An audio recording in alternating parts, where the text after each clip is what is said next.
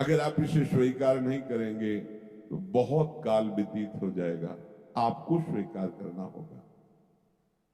जहां भोगों की छोड़ने की बात आती है, जहां अहम को चकनाचूर करने की बात आती है, जहां रिश्ते नातों को स्वाहा करने की बात आती है, यही भेंट देनी है अपने को। अपने को प्रभु की प्राप्ति के लिए जो भेंट देनी है वो यही देनी है। क्या? अपने शरीर का समर्पण, अपने शरीर संबंधी भोगों का समर्पण, अपने रिश्ते नातों का समर्पण। आप एक ही नाता है, केवल प्रभु के संबंध से नाते ने राम के मनियत, नहीं तो नहीं। वो अंजन किस काम का जो आंख में लगाए और आंख फूट जाए है? वो संबंध किस काम का जो परम प्यारे प्रीतम प्रभु से विमुख करके हमें संसार में फंसा दे। अंजन कहां आंख जो फूटे, बहुतक कहो कहां लो। जाते होए स्नेह राम पदे तो मतो हमारो, जिससे प्रभु के चरणों में प्रेम हो जाए, यही हमारा मत है। इसलिए इसको त्यागना अनिवार्य है। उपासक जो सत्संगी है, मीठा बचन उचारिए, नवता सब सू बोल, हृदय माहि विचार के, तब मुख बाहर खोल। मृदु वचन बोलना सीखो। अगर वाणी से किसी के भी हृदय में क्षोभ पहुंचता है तो ऐसी वाणी मत बोलिए। वाणी ऐसी बोलिए मन का। सत्संग तुम्हारे ऊपर असर तब करेगा, पहले आप सुधार कीजिए। कपड़े में रंग चढ़ाने के पहले उसकी अच्छी धुलाई हो जाती है, फिर बढ़िया रंग चढ़ता है। ये बड़ा गंदा है हमारा अंतःकरण, इंद्रियां।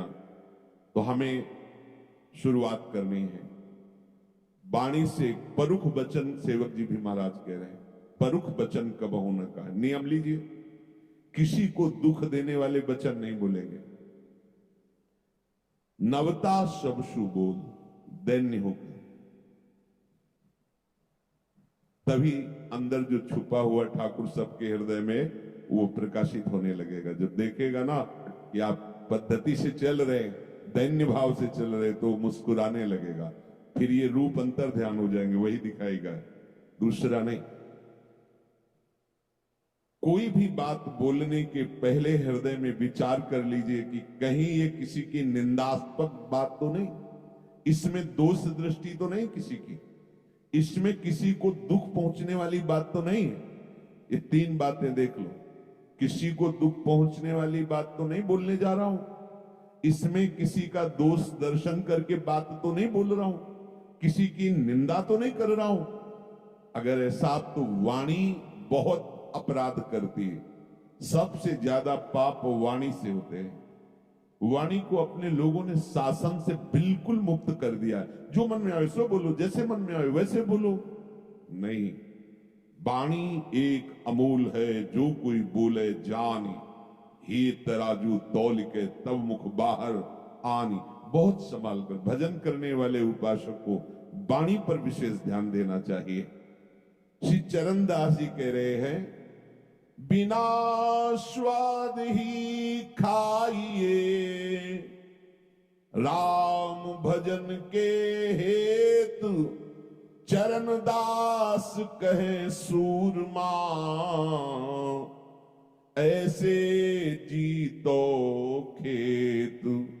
इस संसार रूपी रणभूमि पर यदि विजय प्राप्त करना है तो स्वाद रहित भोजन करने का अभ्यास करो। देखो, ये जो चटोरापन जवान में बैठ गया है, आप इच्छा मत कीजिए। आपके भरण पोषण करने वाले प्रभु हैं। कभी वो स्वादिष्ट पदार्थ मिल रहा है तो बिना स्वाद बुद्धि के भगवत प्रसाद रूपा, कभी रूखा सूखा मिल रहा है उसे पालिए। अगर आपको ही बनाना है और भोग लगाना है तो ध्यान रखना है कि जिससे एक श्री जी को तो अब हलवा खीर ये आप सच्ची मानिए श्री जी ये सब नहीं पाती। ये तो हमारे लिए आवश्यक है, पांच भौतिक शरीर के पोषण के लिए, तो उसका भोग लगता है, क्योंकि प्रभु को पवाए बिना तो वो ऐसे दर्शन कराते हैं। श्री जी और लालजू जो पाते हैं वो केवल प्रेम भोगता है, केवल प्रेम, दूसरा वो पान नहीं करते। हमारे प्रियालाल ये प्रेम स्वरूप है और ये प्रेम की ही क्रीड़ा करते हैं और ये प्रेम का ही भोग लगाते हैं। तो प्रेम तो जल से भी युक्त होकर के दिया जा सकता है। जो भी आप वो प्रेम से युक्त होकर दो, हमारे प्रभु पाएंगे। प्रभु पदार्थ नहीं पाते, प्रभु उसमें प्रेम जो उपासक का होता है वो प्रभु पाते हैं। ये बैठा लीजिए, ये भ्रम हटा दीजिए कि 56 प्रकार के भोग श्री जी को पवा के अधीन किया जा सकता है।